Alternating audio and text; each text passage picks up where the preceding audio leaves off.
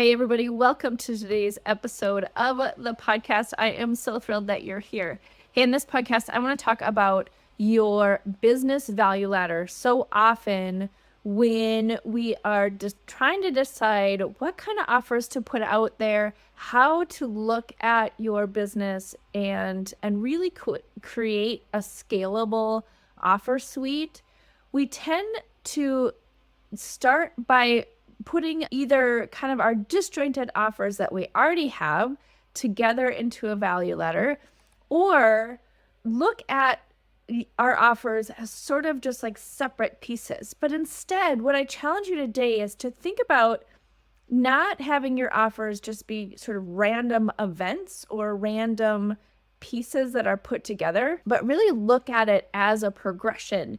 So when your customers come in to your business, there's lots of different ways that they may want to interact with what you have to offer, depending on kind of where they are in their journey and what their appetite is for, whether they want to do it themselves, do they want to do it with you, or do they want you to do it for them? So when you start to think about a value ladder, I was just talking to a couple of colleagues of mine. We were connecting on a call, and one of them was talking about how once he looked at his value ladder, his offer suite, as something that was all connected, it all started to make sense for him. So I want to share with you the analogy that he came up with and then put my own spin on it to help you see kind of how this progression works. So he said, it was like if somebody wants to learn yoga and is starting to be interested in yoga. One of the things that they're going to do is, first of all, like, how did they become interested in yoga, right? Like, did they read a book? Did they read an article? Did they hear from a friend about the benefits of yoga, right? Like, at some point they got interested in yoga. So the very first thing that they may do is they may go to a yoga class. You may go to a yoga class. You may see like, oh, do I like this? Do I not like this? Is this something I'm interested in? And then from there, they may go to another yoga class or to a couple of yoga classes just to kind of see, like, is this really the thing, right? You can go once and that's exciting, but you may want to go to another one. You may want to go to a different type of class, all within kind of the yoga realm. So you go to multiple classes. And then from there, you're like, okay, I'm really into this. I want to get a subscription. I want to go to yoga then on a regular basis. So I'm going to commit to a membership or a subscription to my yoga class, my yoga studio, whatever that looks like. So that may be the next step. Then they're like, oh, I'm really into this. I really like this. I want to become a certified yoga instructor so that I can teach classes at this studio or at another studio. So that's sort of the next level in the progression of that ladder, right? There's interest. They go to a class, they kind of go to a couple different classes. Now they're really into it. They're going to get a membership and subscribe. So they're going to become regular yoga users. And then they now are going to become certified yoga teachers because they're really, really getting into it. Then from there, once you're a certified yoga instructor, you may say, okay, like, this is great. I want to keep going. And so you become a master yoga instructor. I don't know what it's called, but work with me, right? So you become a master instructor. Then from there, you're like, I want to start my own yoga studio. I want to open up my own studio and have lots of other people who are coming in. I may run it myself. I may do the yoga classes, or I may hire people, right? So then you're progressing up the ladder even more, where now you own your own studio. Then you could say, I want to really take this to the next level, and I want to own multiple studios, right? I want to start an entire, brand new yoga type business where you have studios all over the place. You can have your own yoga school. So at that point, like, it becomes like there's all sorts of other ways that you can take this and grow this and scale. But it all started with your interest in yoga. And so the progression, so that's like the progression of how you put together your offers, right? Like, somebody gets interested and then they become more and more invested in making, whatever it is that you are selling to them, whatever your offer is, that they want to become more and more involved. That's how the value ladder works.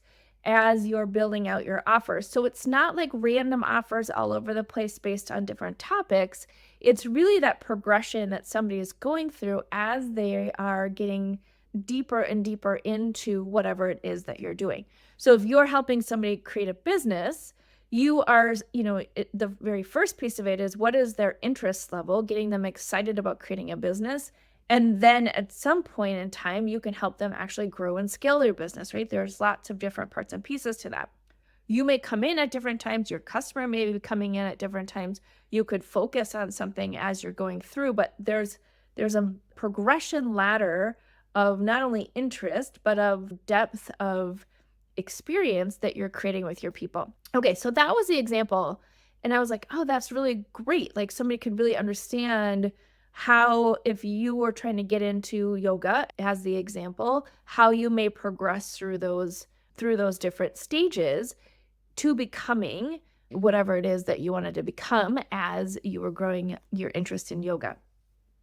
So then to take it to the next level, as you're looking at how do you apply the scalable expert component to this, and the time that you become interested in yoga to the time that you become, I would say, a certified instructor, you're gaining your expertise, right? So you're gaining your ability to become an expert at yoga, right? You don't become an expert by going to one class. You don't even become an expert by going to multiple classes, right?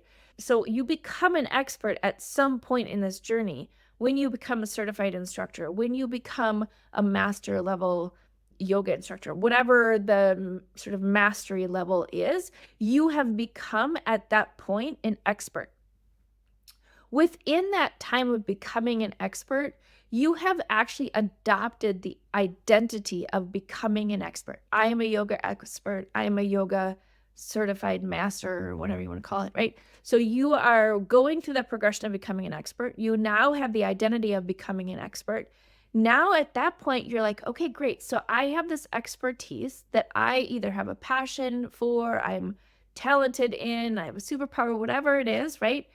And then you go, okay, so great. Now, how can I package and monetize this expertise so that it's something that I can help make a bigger impact and then ultimately an income based on my expertise? So that's the next level of progression through this whole process.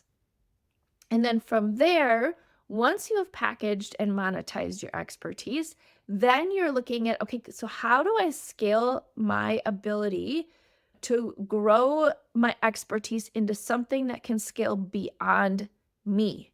So when you look at the value ladder, that's what you're building out in terms of offers and how your customers are going to go through to becoming, having their own expertise journey. But your expertise journey is that you're becoming an expert, you identify as being the expert, then you can start to monetize and package it and monetize it into something that you can sell, and then you can take it into something that you can scale even beyond yourself and your expertise. So I loved this analogy because it really brought all of it to life. So if you're in a position where you're like, I'm an expert because I have all this experience that I've gathered around my interest or your career or whatever it is, right? You've gathered all this expertise. You may be at that place where you're like, yep, I'm already an expert.